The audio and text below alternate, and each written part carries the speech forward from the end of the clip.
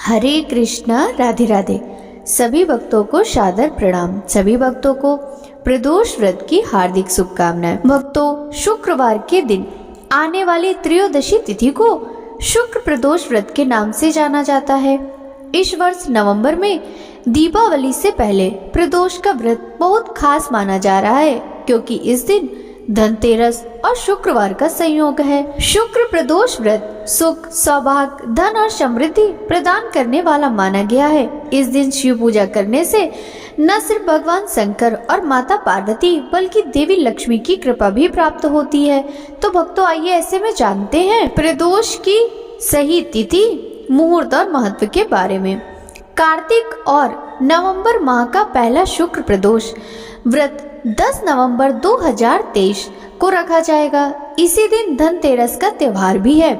इस बार कार्तिक माह में 2 शुक्र प्रदोष व्रत का संयोग बन रहा है। ऐसे में व्रती पर माँ लक्ष्मी मेहरबान रहेंगी। पंचांग के अनुसार कार्तिक कृष्ण पक्ष की त्रयोदशी तिथि 10 नवंबर 2023 दिन शुक्रवार को दोपहर 12:35 पर शुरू होगी और अगले दिन 11 नवंबर 2023 दिन शनिवार को दोपहर 1:57 पर समाप्त होगी।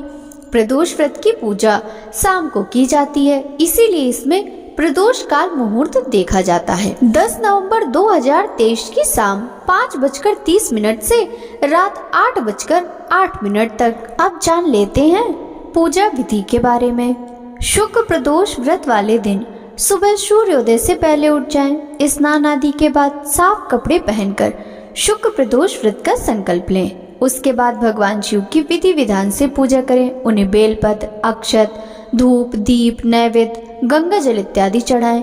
इस व्रत में निराहार रहें, अन्न का बिल्कुल भी सेवन न करें। पूरे दिन उपवास करने के बाद सूर्यास्त के समय फिर से स्नान करें।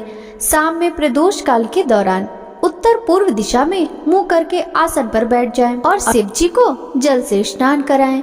रौली, मौली, चावल, धूप, दीप, नैवेद्य आदि से फिर से शिव जी की पूजा करें। भगवान शिव को चावल की खीर का भोग लगाएं और उन्हें फल अर्पण करें।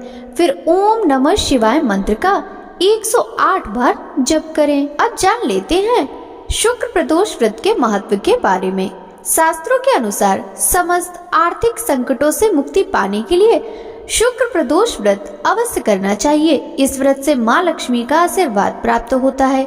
कर्ज से छुटकारा पाना है तो इस दिन प्रदोष काल में शिवलिंग पर दूध और शहद से अभिषेक करें। इससे न सिर्फ धन की परेशानियों से राहत मिलेगी बल्कि मोक्ष भी प्राप्त होगा। शुक्र प्रदोष व्रत के दिन भगवान शिव को घी और शक्कर मिले जौ के सत्तू का भोग लगाएं।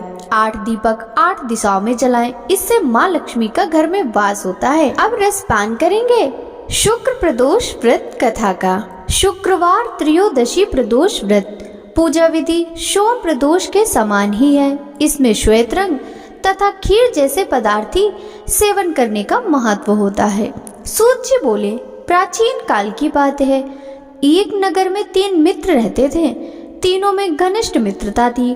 उनमें एक राजकुमार पुत्र, दूसरा ब्राह्मण पुत्र, तीसरा सेठ का पुत्र था। राजकुमार व ब्राह्मण पुत्र का विवाह हो चुका था। सेठ पुत्र का विवाह के बाद गौना नहीं हुआ था। एक दिन तीनों मित्र आपस में स्त्रियों की चर्चा कर रहे थे। ब्राह्मण पुत्र ने नारियों की प्रशंसा सुनते हुए कहा, नारीहीन घर भूतों का डेरा होता है। सेठ पुत्र ने यह वचन सुनकर अपनी पत्नी को तुरंत लाने का विचार किया। सेठ पुत्र अपने घर गया और अपने माता पिता से अपना निश्चय बताया। उन्होंने बेटे से कहा कि शुक्र देवता डूबे हुए हैं। इन दिन बहू बेटियों को उनके घर से विदा कर लाना शुभ नहीं होता, अतः शुक्र देव के बाद तुम अपनी पत्नी को विदा करा लाना। सेठ पुत्र अपनी जिद से टस से मस न हुआ और अपनी ससुराल जा पहुंचा। सास ससुर को उसके इरादे का पता चला। उन्होंने इसको समझाने की बहुत कोशिश की, परंतु सेठ पुत्र उनकी बात बिल्कुल भी न माना। अतः उन्हें विवश हो अपनी कन्या को विदा करना ही पड़ा।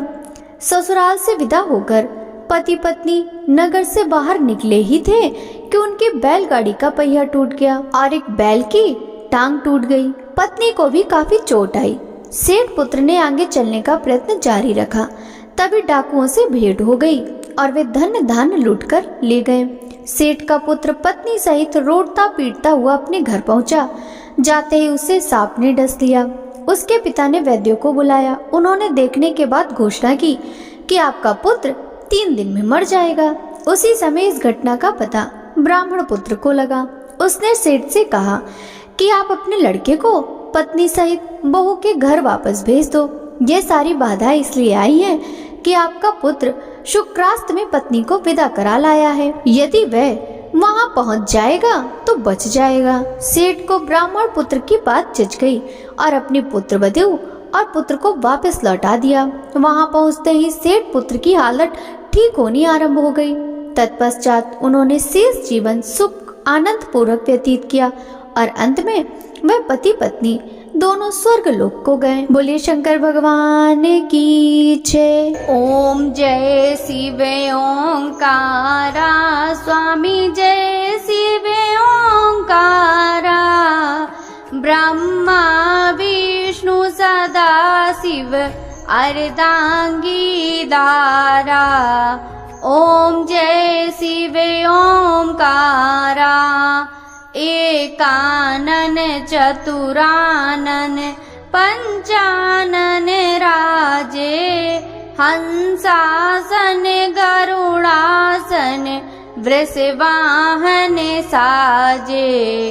ओम जय शिव ओंकारा 2 भुज 4 चतुर्भुज 10 भुज अति सोहे त्रिगुण रूप निरखता त्रिभुवन जन मोहे। ओम जय शिव ओंकारा अच्छे माला वन माला मुंड माला दारी त्रिपुरारी कंसारी करमाला धारी। ओम जय शिव ओंकारा श्वेतांबर पीतांबर बागांबर अंगे सनकादिक गरुड़ादिक भूतादिक संगे।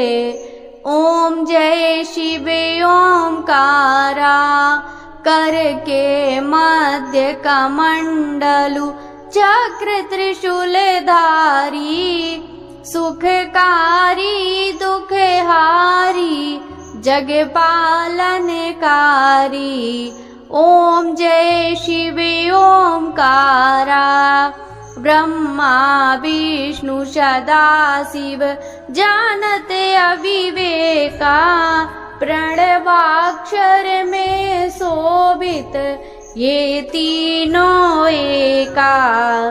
ओम जय शिव ओंकारा लक्ष्मी सावित्री पार्वती संगा पार्वती अर्धांगी शिव लहरी गंगा।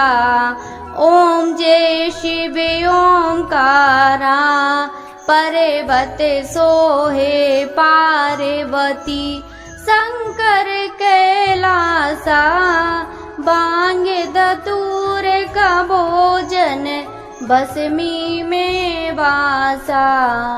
ओम जय शिव ओंकारा जटा में गंग बहते हैं गल मुंडन माला शेष नांग लिपटावत ओढ़त मृग छाला। ओम जय शिव ओंकारा काशी में विश्वनाथ विराजे नंदी ब्रह्मचारी नित्य उठ दर्शन पावत महिमाति भारी। ओम जय शिव ओंकारा त्रिगुण स्वामी जी की आरती जो कोई नर गावे कहत शिवानंद स्वामी मन वांछित फल पावे। ओम जय शिव ओमकारा, स्वामी जय हर शिव ओमकारा।